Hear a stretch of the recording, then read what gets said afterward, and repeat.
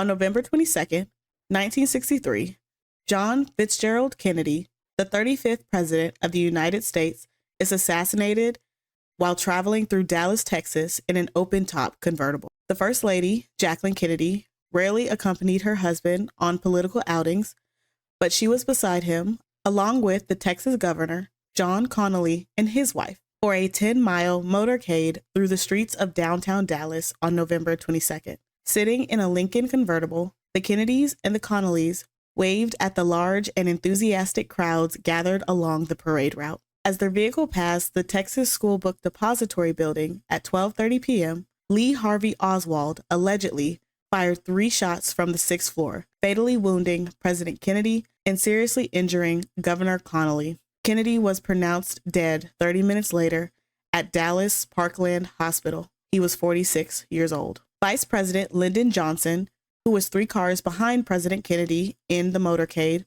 was sworn in as the 36th President of the United States at 2:39 p.m. The swearing in was witnessed by some 30 people, including Jacqueline Kennedy, who was still wearing clothes stained with her husband's blood. 7 minutes later, the presidential jet took off for Washington.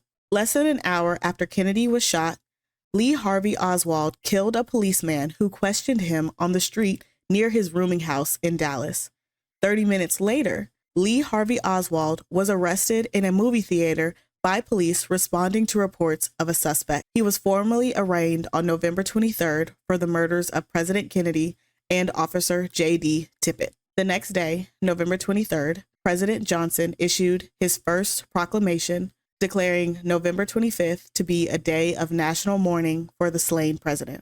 On that Monday, hundreds of thousands of people lined the streets of Washington to watch a horse-drawn caisson bear Kennedy's body from the Capitol Rotunda to the St. Matthew's Catholic Cathedral for a requiem mass. The solemn procession then continued onto the Arlington National Cemetery, where leaders of 99 nations gathered for the state funeral. Kennedy was buried with full military honors on the slope below Arlington House, where an eternal flame was lit by his widow to forever mark the grave. If you found this story interesting, please leave a Lady Liberty emoji in the comments.